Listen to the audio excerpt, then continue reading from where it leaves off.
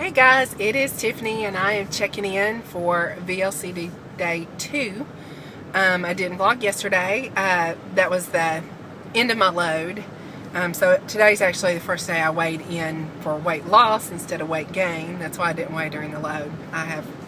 Seeing the scale go up really messes with my head, so I just don't do it.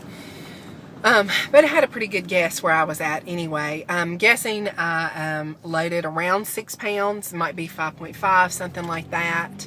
I could feel it. I could tell some of it was sodium because towards the end of day 2, did not do clean anymore and had pizza and lots of sodium type things. But anyway, so I'm thinking around 5.5, 6 pounds gain for loading, for 2 days of loading, which is pretty consistent with my other loads, 3 other loads.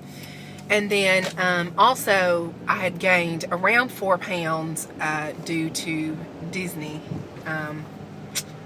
World and desserts. So I'm guessing I was out about right at 10 pounds over LIW because I did weigh in yesterday morning. I said I didn't weigh in the 2 days I was loading, but I weighed in to see what the final outcome was yesterday. And I was 186. Lovely number, by the way. Had not seen that. Had been in the low 170s. My LIW was 174.8 or 175, right in there. I was maintaining around 175 pretty consistently, P3 and P4. But anyway, you got to start where you start. So that's where I'm starting. Anyway, so I've got some ways to go, but I weighed in this morning for my first loss, and it was 3.4. I'm happy with that. That is that put me at 182.8 or 0.6. And I lost 3.4, so I think it's 0.8. 0.6. I don't know, but anyway, I was down 3.4, so very happy with that. And hopefully I will have another solid loss in the next couple of days. I tend to lose pretty well for 2, maybe 3 days, and then I start to really almost always the 3rd or 4th day for me is a 0, and then I start losing, in the ½ pound to pound range pretty consistently. So that's, I'm preparing for that. I would like to get, the initial 8 to 10 pounds in the first week. That would be excellent, and that would get me back at a starting point for the rest of the round, back to where I started. Sorry, I'm rambling. Anyway, just a very quick update to tell you medically where I'm at. I did go yesterday for an MRI first thing in the morning, and then fortunately the doctor's office is right above that. Went in, they read the MRI like an hour later, and I do have a rotator cuff tear. Usually you have a rotator cuff involves 2 main things. Usually one of them is torn.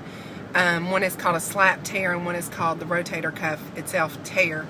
I'm one of those lucky people that have both.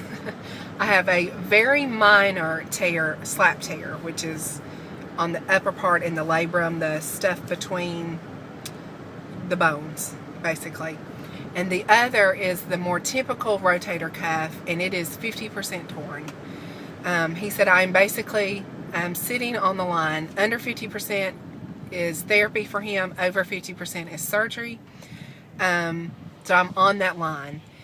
This is also the same tear my brother had. He was at 50%. And he wound up having surgery after he finished tearing it the rest of the way over the next year. So what the doctor has recommended is that I do therapy for the next month, which is where I'm headed now, about an hour and a half of therapy. Hoping that doesn't mess with my weight loss, because there will be some weights and stuff in that. But, you have to do what you have to do. And then I also got a cortisone shot in the shoulder. They go through the back. If anybody's ever had that, the back of the shoulder into the middle part of your arm. They do numb it some because it's quite a shot. But that cortisone, basically a steroid, reduces the inflammation. He said my arm was incredibly inflamed on the MRI because of all the tears. And reduces that, and eventually keeps that reduced, and then combined with the physical therapy, hopefully stabilizes the shoulder. Now there is evidently, I asked him specifically, do these tears heal? This type of tear in a tendon does not heal. It stays torn. But if you can strengthen what is around it, the muscles around it, you can get a stabilization in the shoulder. I just point blank asked him, since my brother had the same experience and his did completely tear.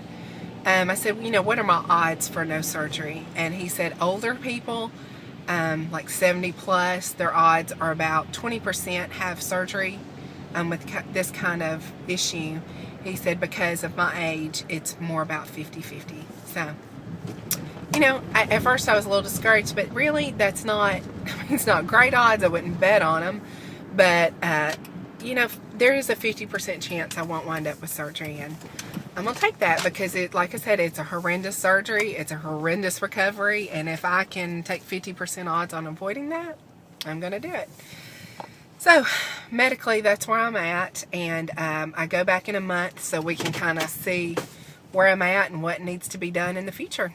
So, I'm just praying. It's a little odd when you know that it has affected me. Like, I thought I'd be relieved, but knowing you have 2 tears in your shoulder that you could tear all the way, it kind of, I don't want to be super careful, but at the same time, it does affect mentally how you approach things. Like, I'm careful right now. My washing machine was off balance a few minutes ago, and, you know, I didn't lift it. Normally, I would just lift it, fix the balance things, and move on, and I didn't do that because, you know, I don't want to tear that the rest of the way, and I certainly don't want it to be a dramatic, traumatic tear, where, you know, basically I'm having surgery the next day.